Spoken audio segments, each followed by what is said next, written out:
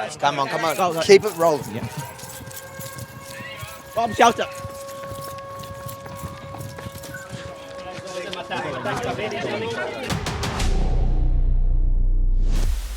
Avi Mini for Rebel News in Kiryat-Gat, southern Israel. Behind me, a makeshift command centre for an army of volunteer ambulance and paramedics who have deployed here in southern Israel from the early days of the horrific terror attack seen in the communities surrounding. So tell us, how many volunteers are there? In here at Yoav specifically, It's general from United Hatzalah. United Hatzalah has 7,000 volunteers. There are people who work for Hatzalah, but those are more the logistics side. In terms of being an EMT and a paramedic, in Hatzalah, it's all volunteer. So we all have our jobs, and then in the middle of the day, if there's a call arises, you go and respond to the call, you take time off of work, and you do what's needed. So, it's quite evident just looking around that many of the people here that are volunteering are what I consider ultra-Orthodox Jews. You generally don't see many of them in the army. It's a broad spectrum. Very broad spectrum. Like right now, I think you're seeing more of a concentration of the Orthodox Jews, of the ultra-Orthodox Jews, because a lot of volunteers have been drafted and they're all over the country. There were, if you turn around and see those pallets over there, those are the empty leftover pallets. This whole place was filled with pallets of water, of dry goods, food. There was clothing. Toilet paper. There were, all of those things. And there were volunteers from the nearby communities that were coming, along with our own logistics people, under the direction of our logistics people, to pack things up for families that were displaced from Sderot and from other communities here. They were taken to hotels without anything, or to other families without any of their own belongings. And Yichud Hatzalah took care of creating care packages for those families and for soldiers who also were brought so quickly to their bases. They didn't have time to prepare, and the bases didn't have time to prepare, so they were bringing things also for the soldiers.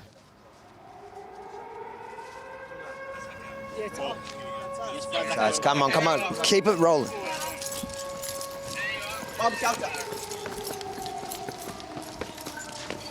Benji in. Just turn it around. So now, as a court in Kiryat-Gat, we have in the whole area a lot of rockets. A lot of rockets. Now we are in Bomb shelter. Bomb shelter. This is a portable bomb shelter that can be taken to places as needed. One of the things you learn the more you're here is, like, before the war started, I didn't know this, but you learn how to differentiate between the boom of the Iron Dome intercepting a rocket versus the boom of it landing versus the boom of the sonic booms of the planes going overhead. It's like something I never thought I'd have to learn to differentiate between, but it's the reality of life nowadays.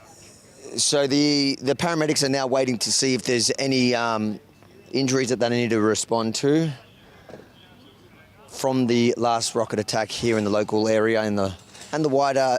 כמה מרחק זה הולך? Okay, so they have a whole team working the whole southern Israel at the moment. Now they're on standby. They're preparing to see if there's any need to send out an ambulance to deal with any potential injuries from that last rocket attack. So here we have the, anytime an ambulance comes back from a shift, they'll be like, okay, we used 2 trauma bandages and a thermal blanket. We need to refill it. So they'll go to him. He inputs the information into the computer, and we'll refill the equipment as necessary. As you can see, there's a plethora of various types of equipment. There's oxygen, there's gloves, there's vomit bags, there's needle sharp containers, everything you need for CPR, neck braces, like anything an EMT will use in the field or the paramedics will use in the field, and the ambulances can come here and refill their equipment.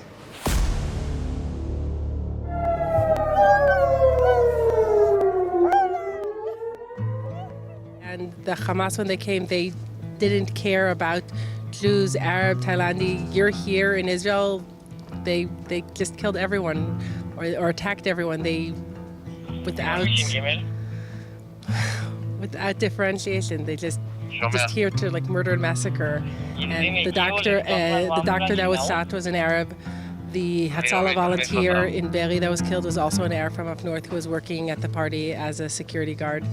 And they didn't care. Here in Hatzalah, we all volunteer together, and we don't differentiate between religion or race. And Hamas, they just killed anyone who was in their way. They didn't care, and it's horrific and heart-wrenching. Because I feel that this is one of the best ways that I can give back to the people of Israel. I moved to Israel 2 years ago from Baltimore, Maryland. I was a medic in Maryland for about 10 years, and I felt that this was really something that, thank God, I'm good at, and something that I really felt like I could give back to Israel. And that's really why I became a volunteer and why I started to help here. What would you say to people around the world that don't have any sympathy? They say, well, look at the Palestinian suffering in Gaza right now. I would say honestly that I don't want anybody to suffer. And it's horrible to hear of Palestinian suffering as well. But at the end of the day, that is the people who are to blame for that is solely Hamas. When they choose to put their munitions around civilians, when they choose to implant themselves in the neighborhoods that civilians live in, there is nothing else that a nation can do.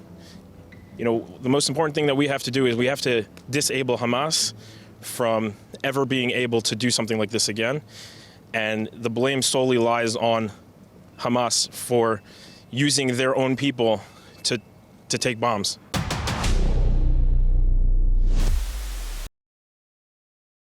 If you think it's important for the world to see the faces and the work of the unsung heroes here in southern Israel, make sure to like, comment, but most importantly, share it far and wide, because you won't hear this anywhere else. And then head over to thetruthaboutthewar.com.